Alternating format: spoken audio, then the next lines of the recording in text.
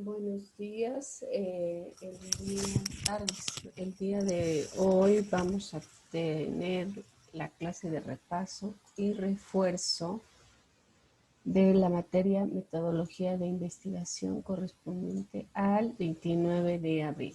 Voy a compartirles la pantalla para que vayamos revisando cada uno de los elementos que vamos a estar reforzando.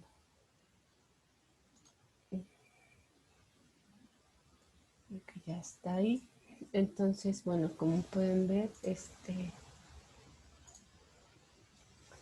esta clase pues está centrada en que alcancen ustedes a entregar el proyecto de investigación esta semana, ¿no? Entonces va a haber algunos elementos que se los resumí lo más que pude para que los vayan integrando en sus proyectos. Les pongo aquí este esquema que define un poco qué es la investigación, para qué sirve y cómo está estructurado un proyecto de investigación, ¿no? Esto con la finalidad de que podamos tener más claro que no es lo mismo un proyecto de investigación que una investigación ya, digamos, de manera general y completa, ¿no? Porque puede llevar más tiempo del esperado. En este caso, pues solo tuvimos un cuatri. Pero normalmente las investigaciones, pues, son proyectos longitudinales que duran meses o incluso años, ¿no? Entonces, ¿para qué sirve? Pues como ya les he planteado en diferentes clases, tiene que ver con la importancia de aportar conocimientos nuevos ya sea a nuestra rama laboral o de estudio o a nuestra profesión, como también para aportar cosas a la sociedad, ¿no? ¿Cómo está estructurado el proyecto? Bueno, eso lo vamos a considerar al menos desde este punto, ¿no? El proyecto de investigación es la planificación general de la propia investigación. Como les decía, no es lo mismo el proyecto que la investigación ya completa. Entonces, es la estructura general de la investigación, digamos, es como el esqueleto, ¿no? ¿Qué voy a estudiar? ¿Cómo lo voy a estudiar? ¿Con qué? ¿Desde dónde lo voy a abordar? ¿Cómo lo voy a analizar? ¿Y qué es lo que espero encontrar, ¿no? Además, un proyecto de investigación tiene al menos dos finalidades. La primera, orientarnos en la toma de decisiones acerca de la investigación que se tiene en mente, o en este caso, pues la que ustedes están desarrollando, ¿no? La segunda finalidad es que será una guía para la investigación, ¿no? Como les decía, es el esqueleto que será del proyecto de investigación. Por ejemplo, en las tesis o en sí, las personas que se titulan por tesis o por tesina entregan un proyecto de investigación. No es la investigación como tal, porque esa se va a desarrollar a lo largo del curso o de la maestría o del doctorado o de la licenciatura, ¿no? Pues va a ser un proyecto que va a llevar tiempo, una investigación que va a ser de más tiempo. Pero como tienen que entregar, digamos, la idea general o el esqueleto, entonces se les pide un proyecto de investigación que entregan al principio de la licenciatura o del posgrado, ¿no? Entonces ese proyecto es el que se va trabajando a lo largo del tiempo y se va enriqueciendo o incluso puede ir cambiando y tal, pero se espera que no cambie completamente, o sea, que no se esté cambiando de proyecto cada 6 meses, sino que ese mismo vaya enriqueciéndose a lo largo del tiempo, ¿no? Los principales elementos del proyecto de investigación, ¿no? Generalmente lo conforman el título de la investigación, el nombre del estudiante o del investigador en este caso, la institución de adscripción, es decir, en dónde están estudiando o trabajando, y la fecha de entrega. También se pide una pregunta inicial, no es la pregunta de investigación, sino que a partir de la pregunta inicial, que puede no estar redactada como pregunta, sino integrada en la justificación o en el planteamiento del problema, ¿no? Pero es lo que le va a dar a quienes nos leen o a quienes leen el proyecto, nos van a dar una idea de con qué lentes vamos a mirar eso, ¿no? O sea, porque a lo mejor a ustedes les interesa un tema eh, sobre, no sé, alimentos procesados, ¿no? Pero pues el tema es muy general, ustedes tienen que hacerlo todavía más específico y decirme a mí y al resto de la gente que los va a leer por qué es importante o por qué a ti te parece importante estudiar los alimentos procesados. Entonces, casi siempre las cosas que nos inquietan son producto de preguntas que nos hicimos, ¿no? Pero pues aquí las preguntas, en la metodología de investigación, las preguntas tienen que ser todavía más elaboradas, ¿no? Entonces, bueno, después de esa pregunta están los objetivos de investigación que determinan o determinarán lo que buscamos alcanzar o las metas que tenemos acerca de ese proyecto de investigación, ¿no? Luego vienen ya las preguntas o preguntas de investigación y aquí pues su resolución o la respuesta que le demos a esas preguntas nos permitirá alcanzar los objetivos planteados, o sea, los del inciso C, ¿no? Estas dos, los objetivos y las preguntas de investigación están muy relacionadas. Ahorita que ustedes hagan sus preguntas de investigación tienen que estar regresando a los objetivos y plantearlas desde ahí, porque si no las responde, entonces están mal, ¿sale? Esa relación está muy estrecha entre los objetivos y las preguntas de investigación. Luego está la justificación o factibilidad, es decir, qué tan factible es que se pueda estudiar eso que tú quieres estudiar y por qué es importante que alguien más se interese en eso, ¿no? Por ejemplo. Es decir, cuál será su aporte tanto al campo de estudio como a la sociedad, ¿no? Y pues su relevancia también está muy, muy de la mano con el aporte que pueda dar. Además, nos indican si es posible aplicarlo con los recursos disponibles, ¿no? En este caso, también tienen que estar pensando en que lo que ustedes van a estudiar, pues cómo lo van a estudiar, desde dónde, con qué recursos, ¿no? Si cuentan con esos recursos o qué se necesita, qué necesitan ustedes para poder llevar a cabo ese proyecto, ¿no? O sea, ahí entra la factibilidad, porque yo puedo querer estudiar cuántos agujeros tiene el universo, cuántos agujeros negros tiene el universo, pero pues siendo realistas no es factible para que yo lo haga, ¿no? Hay instituciones y hay proyectos nacionales o internacionales o multinacionales donde se analiza eso. Entonces, eso es la factibilidad, que con qué recursos cuenta el investigador o si va a poder alcanzar esos objetivos desde los recursos con los que cuenta, ¿no? Por ejemplo, aquí pienso mucho entonces en el papel del CONACYT o de estas instituciones que, digamos, fomentan la investigación científica a través de becas o asignación de presupuesto, ¿no? Para proyectos. El marco teórico. Acuérdense que hay una de las actividades que tienen que enviar también donde se les pide que trabajen el marco teórico. Entonces, aquí me interesa que al menos tengan claros estos 5 puntos. Primero, que la posición del investigador pues es desde dónde está planteando el problema y mirando el tema a investigar. que a mí me interesan los alimentos procesados, entonces es mi posición como investigadora y tengo que empezar a buscar todo lo que se ha hecho acerca de ese tema.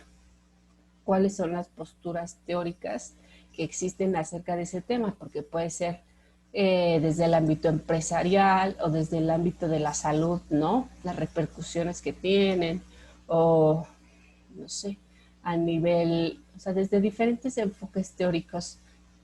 Y entonces, a partir de que yo pueda tener esa perspectiva más amplia desde todos los lugares donde se ha revisado, yo voy a poder elegir desde dónde quiero yo hacerlo, ¿no? Y hacerlo, pues, desde luego más específico todavía.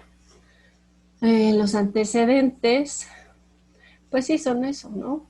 El marco teórico incluye también esos antecedentes o investigaciones previas, cómo la gente ha estudiado eso que a mí me interesa. ¿Cuáles han sido las bases teóricas del tema o teorías relacionadas con el objeto de estudio? Que es lo que les decía, ¿no? O sea, cuántos enfoques epistemológicos existen o desde dónde se ha estudiado. El marco conceptual es la definición conceptual de los conceptos relacionados con el tema para su consecuente operacionalización. O sea, a partir de que nosotros podamos pensar en nuestro objeto de estudio como un concepto, entonces tenemos que también que empezar a analizar la información, más bien a buscar la bibliografía o enriquecer el marco teórico a partir de ese concepto, ¿no? A partir de esos conceptos que nosotros hemos establecido ya como la conceptualización del objeto de estudio. También está la formulación de hipótesis, que aquí, a ver, déjenme. Voy a dejar de, así, sí está bien. Quisiera que en la formulación de hipótesis, por ejemplo, también pensemos en que no todas necesitan la hipótesis, eso es cierto, pero sí tener, por ejemplo, una relación que exista, ¿no? O sea, yo podría decir, ¿cuál es la relación entre cuál es el efecto a la salud que tienen los alimentos procesados, ¿no? El efecto en la salud de adolescentes de 12 a 18 años de edad. Entonces, eso es lo que yo creo. Yo creo que los alimentos procesados tienen efecto en esa población, pero no sé si sea o no. Entonces, a partir de esa hipótesis, yo tengo que entonces estar con mis antecedentes, mis bases teóricas, mi marco conceptual, esta cosa también de los objetivos de la investigación, las preguntas, la justificación y la factibilidad. ¿Sale? Entonces, ¿cómo lo van a investigar? Pues es importante que tengan en cuenta al menos estas 4 ideas, ¿no?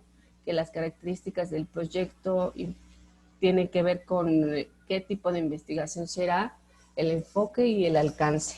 También con la población a investigar, como les ponía en mi ejemplo, ¿no? Pues es el caso de adolescentes. ¿Cuál sería la población que participará? Pues bueno, adolescentes de dónde? De todo el mundo, de México, de la Ciudad de México, de qué delegación, de qué colonia, ¿no? ¿Cómo se estructurará la muestra? Eso también es otro tema importante y que hay que tener presente.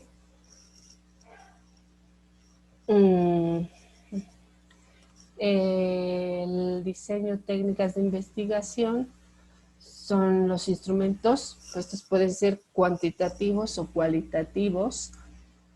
Por ejemplo, Hernández Sampieri, bueno, el libro ya lo tienen en el sitio, en el portal. Yo les recomiendo que lo lean a lo largo bueno, que lo lean mientras están elaborando sus tareas o los proyectos, porque ese es el enfoque que tiene la clase y ese es el enfoque que debe tener sus proyectos también, ¿no? Entonces, él, además de ese libro, pues bueno, ha hecho muchas otras investigaciones y muchos instrumentos, ¿no? Entonces, él aplicó por ejemplo, un instrumento que era para evaluar el clima organizacional de un trabajo, ¿no? En un trabajo, en un lugar de trabajo. Entonces, él midió al menos 12 variables, me parece, ¿no? Creo que era moral, eh, apoyo digamos, de la dirección o subdirección o, digamos, todas estas figuras, ¿no? La innovación laboral, que eso, por ejemplo, es un concepto, ¿no? O sea, él lo pone así. Entonces, a partir de ese concepto, de esa conceptualización de ese objeto, entonces él tiene que describir en el instrumento qué es esa innovación, qué es el apoyo de la dirección, cómo está viendo la moral o desde dónde la está estudiando o abordando, ¿no? Entonces, bueno, además de que me dio estas variables, he preguntado algo así como, más bien, él nos sugiere que en todos los instrumentos, no solo en ese, sino en todos los que nosotros hagamos, nos tendríamos que preguntar si realmente mide lo que queremos medir, ¿no? En este caso, pues si su instrumento de 12 variables mide el clima organizacional de esa empresa, ¿no? También preguntarse si esas preguntas son verdaderamente representativas del clima organizacional de esa empresa, porque luego también puede ser, todos hemos contestado alguna encuesta que nada que ver con lo que estamos viviendo, entonces, pues bueno, eso no es representativo. Otra cosa que también él tomaba en cuenta es el contenido, ¿no? Entonces, en cuanto al contenido, pues sí se demostró que pues, en este caso, pues sí reflejaba las principales, digamos que esas variables sí reflejaban las principales dimensiones de ese clima organizacional, ¿no? Pero eso pues tampoco es suficiente, porque se necesita demostrar que ese instrumento es consistente con la teoría. Esto es, pues que además de que, bueno, sí mide lo que dice que tiene que medir, todas estas variables, pues hay que basarse en diversos estudios, de lo que se ha hecho antes, desde dónde lo han abordado, mencionar o darle nombre a esas personas que ya lo han hecho antes, ¿no? Y también indicar que tales dimensiones pues, se encuentran muy vinculadas y que se unen o difunden entre sí, pues, principalmente para formar lo que se conoce como un constructo multidimensional, ¿no? En el caso del estudio de Sampieri, pues era el clima organizacional, ¿no? Y que además se asocian con el involucramiento en el trabajo o el compromiso organizacional, ¿no? ¿Qué tan involucrados con el trabajo están los trabajadores y cuánto compromiso tienen, ¿no? Con la organización? Entonces, para aportar lo que se conoce en metodología como validez de constructo, Sampieri correlacionó todas las dimensiones entre sí, y luego la escala del clima organizacional con el involucramiento y el compromiso que tenían los trabajadores, ¿no? Entonces, estos vínculos, pues, él los analizó estadísticamente y los resultados coincidieron, pues, desde luego con la teoría, obteniendo así, entonces, evidencia sobre lo que se llama la validez de constructo de un instrumento. Esto no lo tienen que hacer, ¿no? Solo se los estoy diciendo como para que se den una idea de que hacia dónde tiene que ir, ¿no? Por ejemplo, también en los instrumentos existe una cosa que se llama validez de expertos. Entonces, es el grado en el que aparentemente un instrumento de medición pues mide la variable en cuestión. En mi caso, pues sería lo de los alimentos procesados, ¿no? Mi instrumento tiene que estar sometido a una validez de expertos. Es decir, o sea, tendría que responder a cuestiones como, no sé, el concepto de alimentos efectos de los alimentos procesados está realmente reflejado en el instrumento que estoy haciendo, ¿no? ¿Qué significa cada una de las puntuaciones de ese instrumento? Y a lo mejor también preguntarse si el instrumento mide el constructo, en este caso al constructo y sus dimensiones, si sí lo hace o no lo hace, por qué, ¿no? Y cómo opera. Entonces, bueno, eso es como de manera general, ¿no? Tampoco creo que se hagan muchas bolas. ¿Cuál es la importancia del aporte teórico? Voy a compartirles un video de justo el doctor Sampieri, donde nosotros vamos a poder pues tener presente eso, que cuando nosotros buscamos la bibliografía, pues tiene una razón de ser, ¿no? Que luego dicen, ay, maestra, pues lo elegí porque me llama la atención. Pues te llama la atención un suéter en la tienda, unos zapatos, pero en este caso tiene que ser muchísimo más estricto y elaborado, ¿no? O sea, no se trata solo de que me llama la atención, sino que debe ser relevante y todo lo que yo busque tiene que estar muy relacionado, ¿no? Con cosas que ya se han hecho antes. Entonces, bueno, les pongo aquí el video para que lo vean, y bueno, lo veamos juntos y a partir de eso se puedan reforzar las ideas que ya vimos, ¿no? Sobre la importancia del marco teórico y la actividad de la revisión de la literatura. En esta cápsula vamos a comentar un poco el papel que juega el marco teórico en el enfoque cuantitativo, cualitativo y mixto. Habíamos dicho que toda investigación, sin importar el enfoque, sin importar el tipo de problema de investigación, requiere una minuciosa revisión de la literatura y el desarrollo de una perspectiva teórica, de un marco teórico específico y acorde con el planteamiento. Ahora bien, en el enfoque cuantitativo, el marco teórico es fundamental, pero no solo es fundamental, sino que no podemos pasar a las siguientes etapas del proceso hasta que no tenemos un marco teórico adecuado.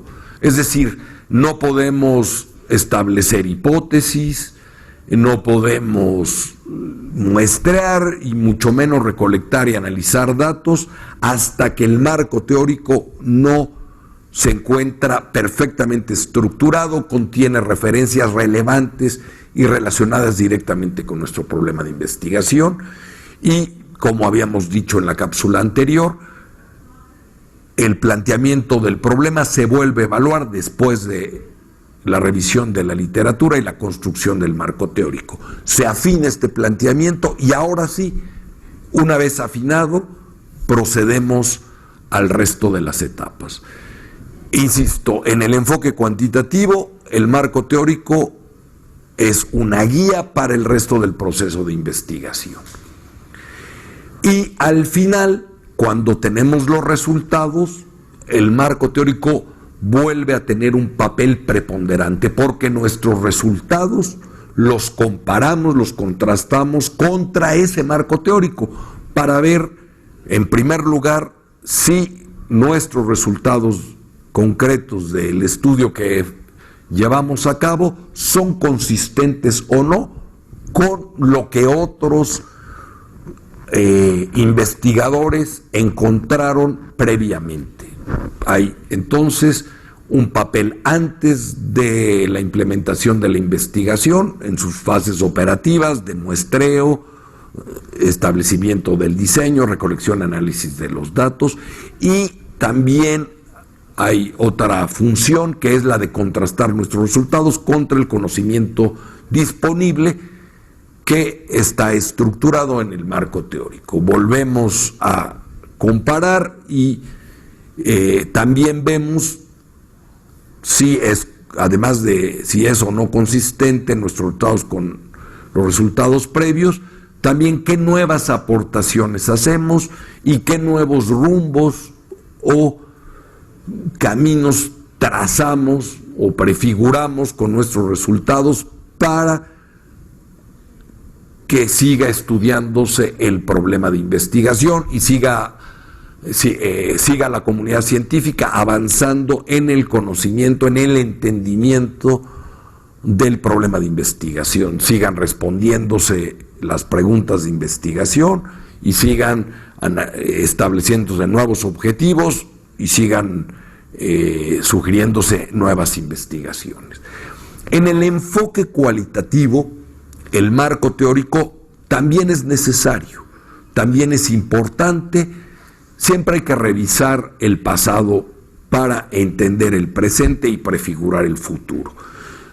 Pero en la investigación cualitativa, al mismo tiempo que revisamos la literatura, entramos en contacto con el fenómeno de estudio, con el contexto en el cual vamos a realizar el estudio. Es una diferencia entre la investigación cuantitativa y cualitativa. Insisto, en ambos el marco teórico es fundamental, pero en un caso nos sirve para guiar el resto del estudio y en el otro caso también nos sirve para guiar el resto del estudio, pero en la investigación cualitativa ya estamos enfrentándonos con el fenómeno o con el problema de investigación en sí. Por ejemplo, si yo quiero estudiar las preocupaciones de los jóvenes universitarios de cualquier carrera hacia el futuro, por ejemplo, estudiantes que van a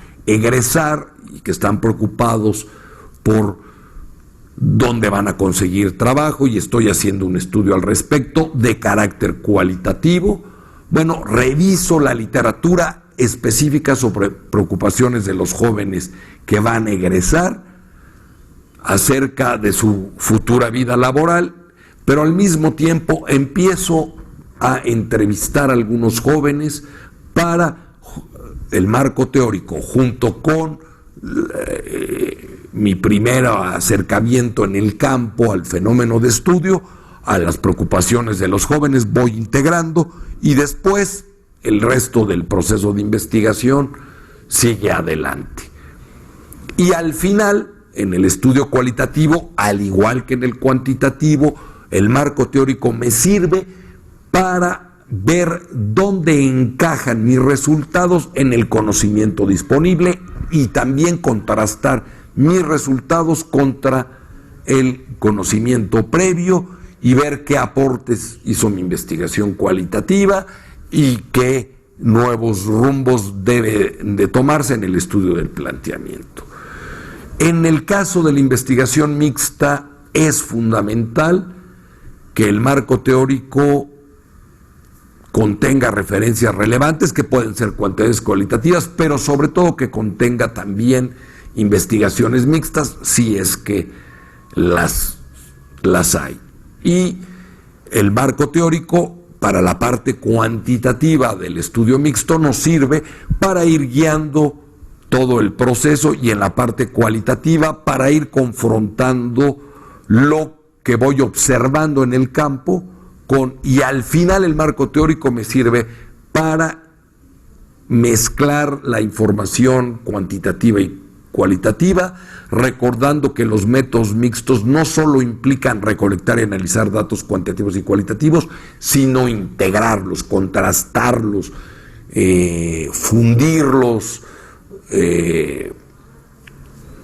analizarlos holísticamente en conjunto, y de ahí derivo, y al final el marco teórico otra vez es contrastado con los resultados de mi estudio específico. Sin marco teórico, pues ignoro lo que se ha hecho en el pasado.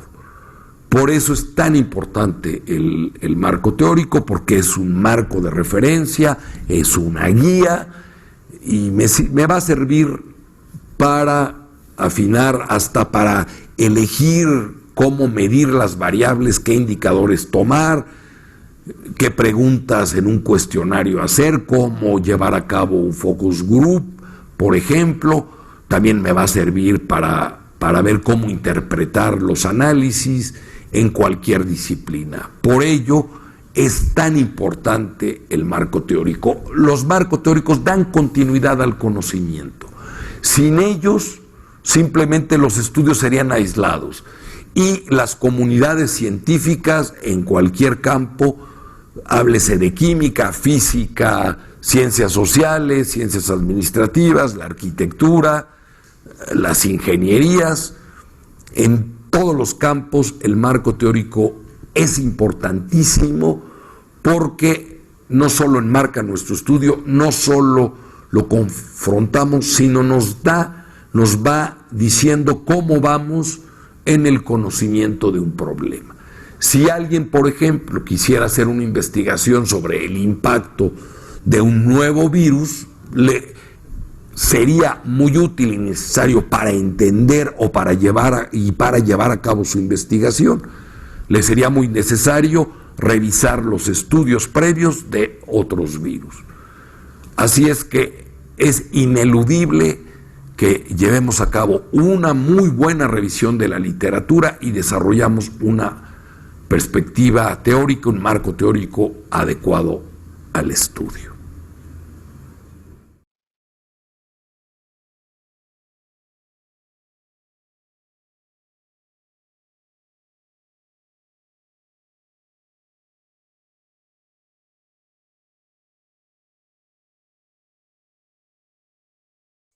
Bueno, pues como pudieron darse cuenta, la perspectiva del doctor Sampieri les va a ayudar a que elaboren su marco teórico de manera adecuada. De todas formas, hay otras clases que están ya en el canal de YouTube de la plataforma, desde la clase 1 hasta la clase del 29 de abril.